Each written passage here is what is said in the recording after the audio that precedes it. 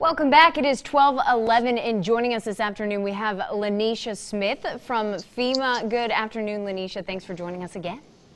Hi, thank you so much for having me. So we'll just kind of dive right in here. Has anything changed for those affected by Hurricanes Laura and Delta? So for survivors of Hurricane Laura, the deadline was extended. Right. I know that we've been pushing that a lot. So the deadline is now November 27th. And of course, the deadline for Hurricane Delta survivors is December 15th. Okay. But no big changes so far. Okay. And has anything come down for those affected by Zeta? Right. So for Zeta, nothing has come through just yet. So we are still working with that. Of course, they're still doing their overviews of the area and of sort of assessing the damage that has come through the area from Zeta. So we're still waiting on that. Okay, good to know there. And there's been a lot of information out there. What's your best advice for someone who needs aid but is getting overwhelmed with the entire process? Right. So we know once you've experienced so much loss, it always seems like there's so much for you to do.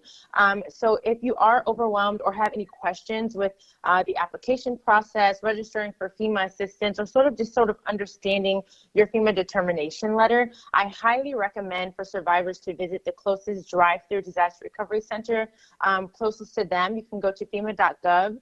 To see where the closest location is to you. There's one in Eunice, there's one in Rain, and there's one in Abbeville as well. And it's a little bit easier for survivors to drive up and speak with a FEMA representative in person to get a better understanding of the assistance that's available to them.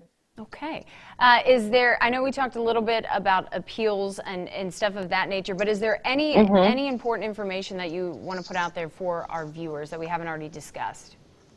Right. So in that FEMA determination letters that survivors will receive in the mail, and it's going to say whether you are eligible or ineligible for FEMA assistance. So you can file an appeal if you do not agree with FEMA's decision, whether that's the amount that you would receive or if you have been deemed ineligible for assistance. So I highly recommend that survivors make sure they're reading the entirety of that letter.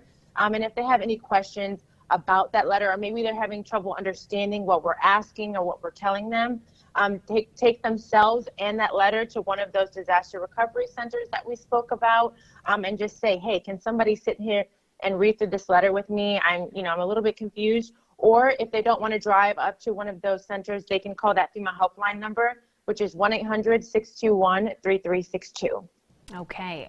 Again, Lanisha, some very important information, and we really appreciate you coming on to do this. Thank you. Thank you for having me always. Of course. Alrighty. Well, listen, you